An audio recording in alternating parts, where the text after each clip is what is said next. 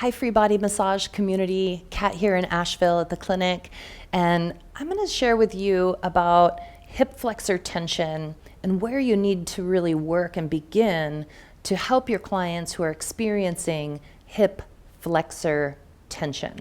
So before I do, I just want to remind you, please subscribe to my channel. If any of these videos are serving you, it really helps YouTube to know that people like my stuff. So subscribe to the channel, hit the notifications bell. We're putting out new content all the time. Okay, now hip flexor tension.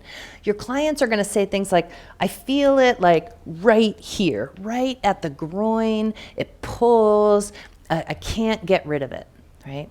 Now, often hip flexor tension is relative to the hip extensors. It means the hamstrings are in there gripping. It means glute max is in there gripping. And when those two muscle groups are tucking under the pelvis, it pulls the hip flexors long and they feel like they're constantly being pulled and they're tight. Now, what your clients are going to say is that they keep kind of doing lunges and stepping that leg back and keep trying to stretch it open, and it never works. And that's usually what I say, and it never helps, right? And they're like, no, it never helps. And they feel frustrated by it because stretching those hip flexors aren't making it better. Well, it's important to understand that in this scenario, the hip flexors are already pulled too long. When a person gets stuck with the pelvis tucked under, usually from poor posture, long drives, sitting too much, and sitting in a tuck, kind of slouching, what ends up happening is the hamstrings and the glute max get short and tight. They gather tension, they're holding trigger points, and they keep tucking that pelvis under, even at rest or even when the person is just walking around. And the hip flexors are kind of always pulled long, and they're long and tight.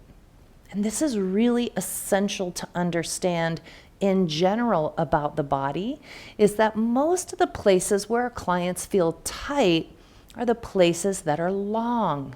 I'm going to say that 483,622 more times to help you understand that, because it took me a while to really get that, many years to really understand. Because when someone would come to me with hip flexor issues and I would work a lot on their hip flexors, do great work, I thought I was doing amazing things, they were like, that's right, that's it, that's the great stuff. If I didn't address the hamstrings and the glute max or the hip extensors, they wouldn't get better. They wouldn't get better. Same when people would come with aching in their rhomboids. If I didn't open the chest first or open the pecs, lats, and teres, what I call the big three, the stuff that pulls them slouch, pulls those shoulder blades wide, those rhomboids ache. If I just work in the rhomboids, they're like, yes, that's it. But then they don't get better because those are the parts that are long. So most often, your client is experiencing, not 100% of the time, but like 85 to 90% of the time, the muscles that are kind of aching and crying out in pain are the ones that are too long in their body. So you want to start the opposite muscle group. So just think about that. Like, look at your clients. If they're rounded and they're having back pain, start in the belly, right? If they're having hip flexor pain and tension and tightness, start with them face down, work in the hamstrings and the glute max first.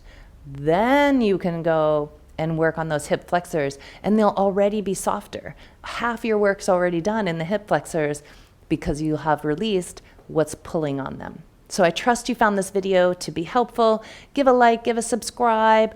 I look forward to seeing you in the next video.